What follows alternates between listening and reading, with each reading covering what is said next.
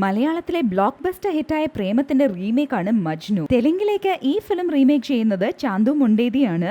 ഇതിൽ നിവിൻ പോളി അവതരിപ്പിച്ച ജോർജ് എന്ന ക്യാരക്ടറിനെ പോർട്രേ ചെയ്യുന്നത് നാഗചൈതന്യാണ്. മജ്നുവിന്റെ ഫസ്റ്റ് ലുക്കും പോസ്റ്ററും ഒക്കെ റിലീസായിരിക്കുകയാണ്.